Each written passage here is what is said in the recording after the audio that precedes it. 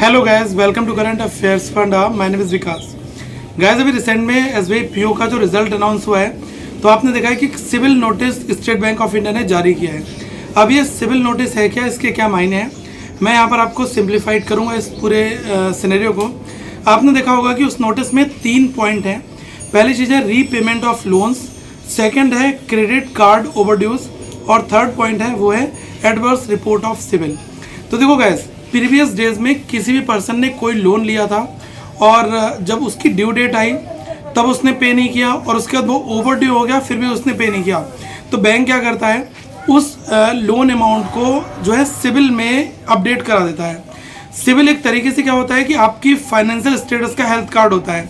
कोई पर्सन कितना बीमार है, जब हम उसका फुल बॉडी चेकअप कराते हैं तब हमें वो चीज़ें पता चलती हैं। और फाइनेंशियली कोई कितना बीमार है तो उसके पैन कार्ड से सिविल जब उसका चेक होता है तब ये चीज़ें पता चलती हैं, ठीक है। तो एसबीआई यही कह रहा है कि आपने प्रीवियस डेज में कोई लोन लिया था, आपने जमा नहीं किया, ओवरड्यू हो गया, आपके ऊपर वो डिफॉल्टेड है, तो आपको उसको क्लियर करना है, ठीक है।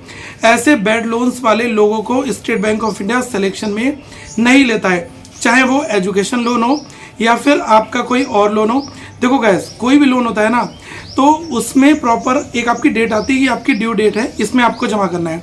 जब आप उस ड्यू डेट में नहीं जमा करते हो तो वो फिर फर्दर आगे शिफ्ट होकर हो जाती है ओवर ड्यू की। अब अगर जो ओवर ड्यू में भी जमा नहीं करते फिर वो आगे फर्दर रिपोर्ट हो जाता है नॉन परफॉर्मिंग एसेट्स एनपीए में। उसके अलग अलग अपने क्लॉजेज हैं, कितने डेज की टाइमिंग में ये हो रहा है, ठीक है।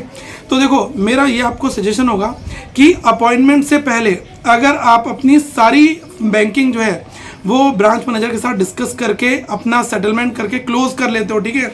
कोई भी ड्यू आपके ऊपर नहीं है, 1 रुपये का भी ड्यू, अपने सारे जो चीज़ें हैं उनको आप क्लियर कर लो, तो फिर आपको फर्दर ज्वाइनिंग दे दी जा सकती है, ठीक है।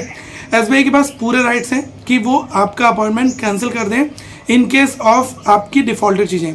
और दूसरी चीज़ क्या है कि कोई कह रहा होगा सर मेरा सिविल स्कोर 720 है तो क्या मुझे ज्वाइनिंग मिलेगी, मेरा 750 है, मेरा 80 है, 800 है।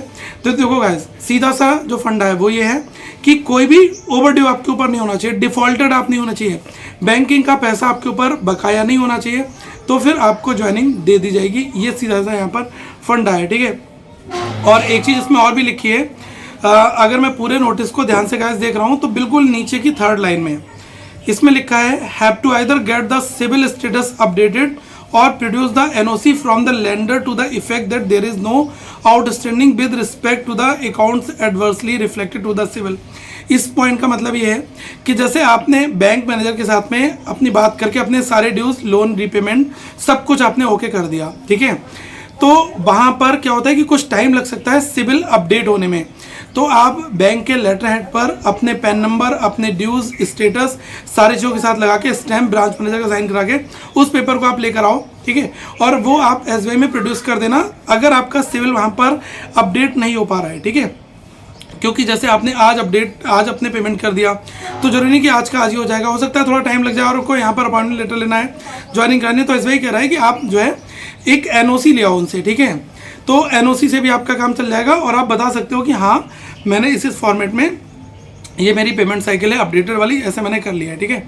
तो इससे आपका काम चल जाएगा। अब ये लास्ट ईयर हुआ था, कुछ लोगों ने कहा कि सर मैंने एजुकेशन लोन लिया था तो वो तो इतना इंपॉर्टेंट होता नहीं है, उसको स्किप कर दो चल जाएगा। गाइस, ऐसा नहीं है। एजुकेशन लोन अगर आपने लिया है तो वो एक तरीके की लायबिलिटी है और आपके पैन नंबर पर वो चीज़ भी शो होती है, ठीक है। तो हमें उस चीज़ को भी जो है दिखाना पड़ेगा और उसको भी हमें क्लियर करना पड़ेगा, ठीक है। तो ये चीज़ें हैं और ज़्यादा चिंता करने की बात नहीं है। सिविल स्कोर किसी का 720 है, 680 है, 650 है, इट डजेंट मैटर, उसके ड्यूज सारे क्लियर होने चाहिए, ठीक है। देखो यार, सिविल स्कोर एक तरीके से ना, कभी आपने कोई ईएमआई मिस कर दी होगी, बाद में आपने उसको जमा कर दी तो वो चीज़ तो सिविल में रिकॉर्ड हो गई, तो ये चीज़ नहीं करने वाला इफेक्ट, ठीक है। इनफैक्ट क्या करेगा कि अभी करंट सिचुएशन में कितना कर्जा आपके ऊपर है और कितना डिफॉल्टेड कर्जा है, कर्जा होना इंपॉर्टेंट नहीं है, जो आपने डिफॉल्टेड किया है वो ज़्यादा इंपॉर्टेंट है। तो जैसे किसी ने 4 महीने पहले कोई 50,000 का प्रोडक्ट खरीदा, टीवी लैपटॉप कुछ खरीदा, तो उसकी हर मंथ ईएमआई जा रही है, तो वो बंदे का सिविल खराब नहीं होगा, उसको कोई टेंशन लेने की जरूरत नहीं है। चिंता उसको करनी है जिसने रीपेमेंट टाइम पर नहीं किया और डिफॉल्टेड पेमेंट पैरामीटर में आ रहा है, ठीक है। तो वो चीज़ें हैं। तो आई होप ये वाला डाउट आपका क्लियर हो गया होगा और अपनी ज्वाइनिंग लें, बढ़िया सा आगे एंजॉय करें और करंट अफेयर्स फंडा चैनल को आगे सब्सक्राइब करें और इसको ज़्यादा से ज़्यादा लोगों तक सर्कुलेट भी करें। Thank you guys. Have a good day all of you, once again we will meet in next video.